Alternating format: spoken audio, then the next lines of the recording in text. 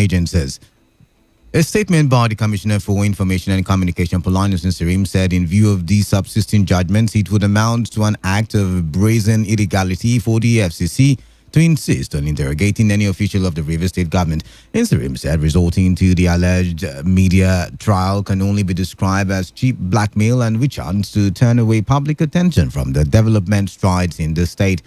It said the alleged media trial that the FCC engages in all the time will not take the place of the extant laws in Nigeria, no matter how hard they try.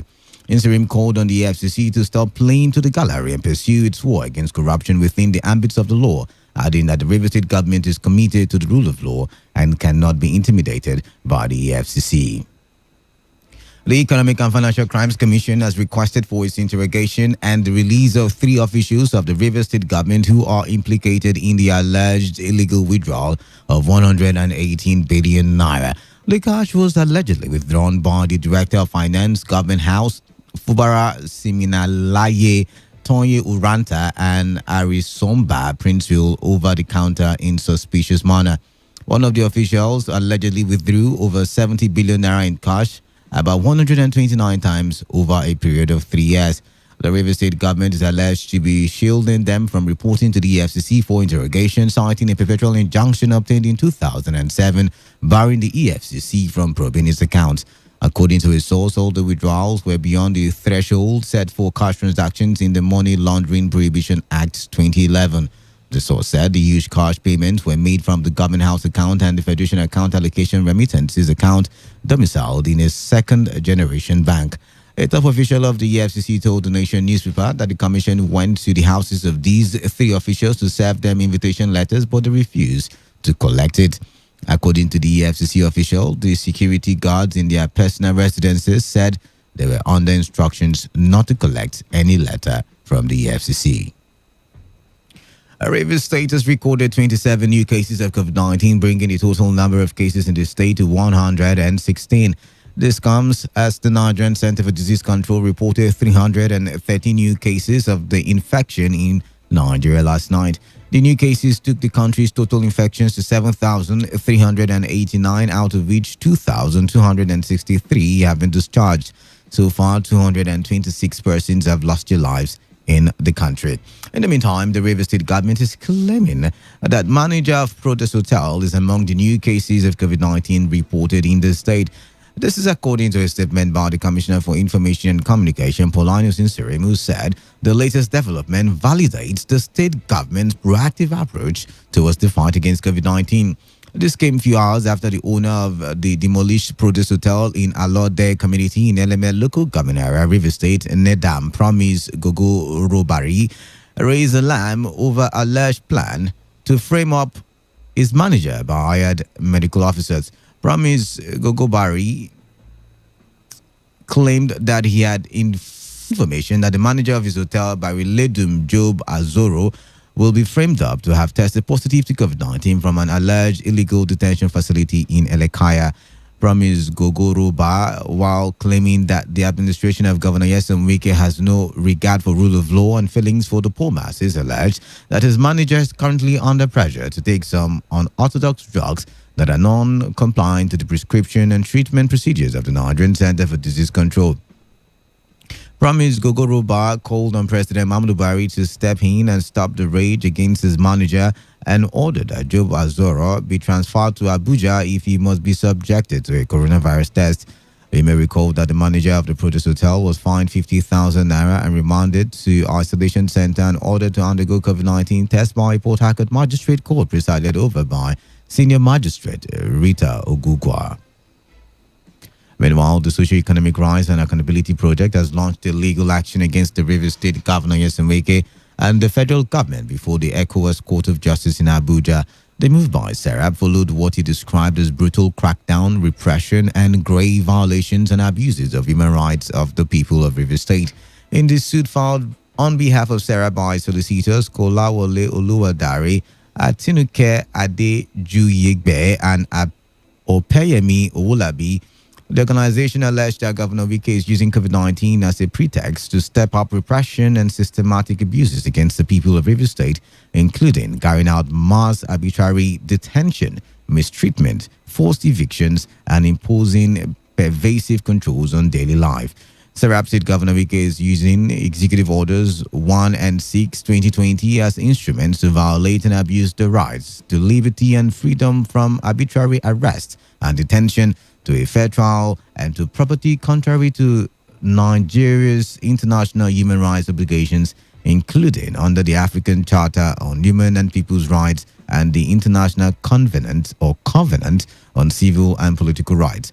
The organization explained that the suit is primarily against Governor Wike and the Rivers State government for failing to respect, protect, and ensure the constitutionally and international Wike from further using, applying, and enforcing Executive Orders 1 and 6 or any other executive orders to harass, arbitrarily arrest, detain, and demolish property of the people of Rivers State. It also sought an order directing Governor Wike and the other defendants to pay adequate monetary compensation to the victims of human rights violations and abuses and to provide other forms of reparation, which may take the form of restitution, satisfaction, or guarantees of non-repetition and other forms of reparation that the court may deem fit to grant. The advocacy group contended that several people were arbitrarily arrested and detained in various police stations and isolation centers in Rivers State and without any regard for due process of law. The Accountant General of Rivers State, Dagogo Abere, has debunked social media reports that he has been infected with COVID-19 and is being hospitalized at the Rivers State University Teaching Hospital. In a statement personally signed by him, the Accountant General described the rumors as baseless and vexatious, urging members of the public to disregard it. Abere said he is strong and healthy and has been discharging his duties from the comfort of his office at the Rivers State Secretariat. He said the matter has been reported to security agencies to investigate and unravel those he described as faceless criminals who are behind the rumors and prosecute them. President Mahmoud Abbas and his family members observed the Eid alFitr prayers at the Presidential Villa Abuja. The prayers were held at the villa with members of the First Family, including the First Lady Aisha and other children in attendance. President Buhari observed the Eid prayers at home this year as against the usual tradition of going to prayer grounds, in line with the Presidential Task Force directive against mass gathering to curtail the spread of COVID-19. Addressing newsmen at the end of the prayers, President Buhari urged Nigerians to observe health advisories, noting that these measures will help in curtailing the spread of the virus. They can see that COVID-19 has reduced us. When I say us, both the developed and developing country to the same level. In fact, we have less casualties than they have. So it is a very frightening development, and I advise Nigerians to be very careful to take the advice from the Ministry of Health. The Minister of Health has been doing very well, speaking and educating people generally. So Nigerians, we should be very careful. I hope the rainy season will be bountiful. We'll get a lot of food.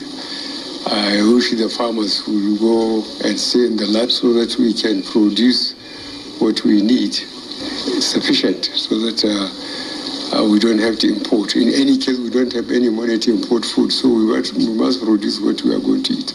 Also speaking, Nigeria's First Lady Aisha Buhari called on Nigerians to obey precautionary measures. We found ourselves, and I wish Nigerian women could follow the rules and regulations of the Federal Ministry of Health and also the NCDC regulations. And for those that lost their lives as victims of COVID-19, may the Almighty Allah forgive their sins and grant them Al-Jannah Firdaus. And for those that are sick, we wish them speedy recovery, and also we pray for the end of COVID-19 throughout the world. In Kano State, the Governor Abdullahi Ganduje, who led out government officials for the Eid prayers in his state, advised other worship centers to ensure they observe safety measures. I would like people to seize this opportunity to conduct their prayers according to the protocol of COVID-19. As you can see, we are all wearing our face masks. We are spacing, and also we washed our hands and we have hand sanitizers.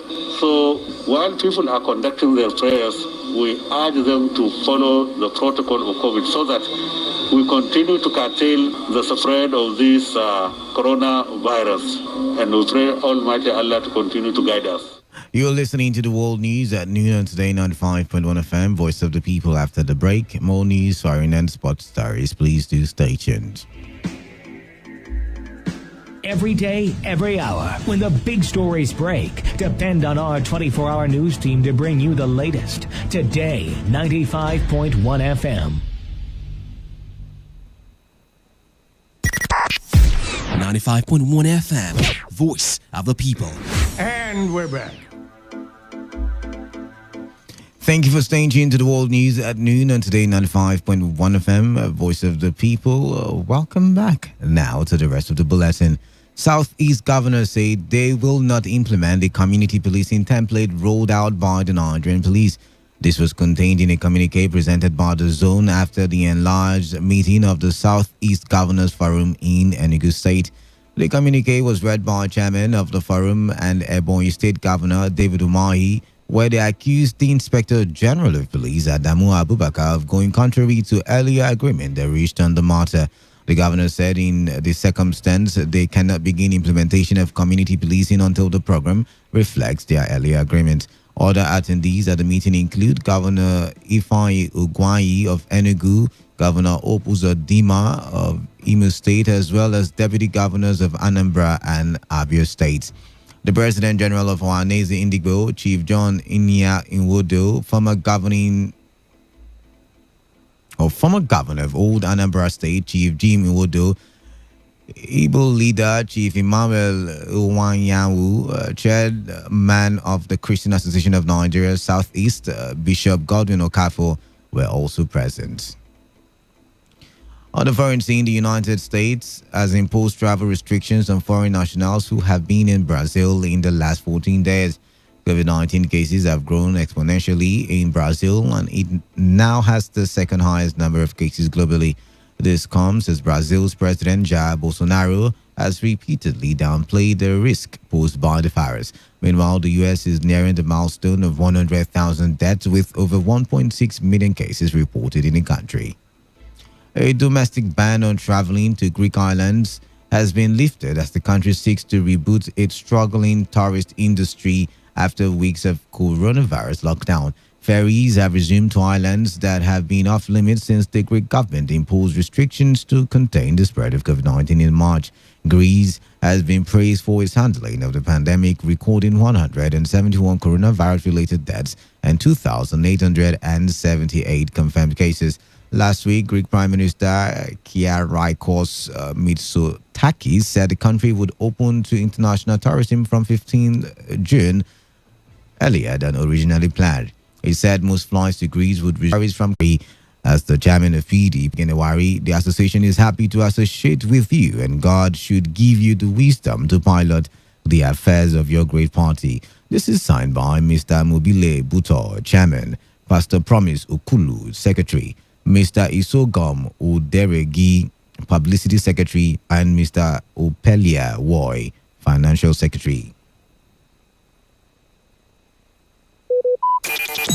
Talk radio. I listen to a lot of talk radio. 95.1 FM. This is Today 95.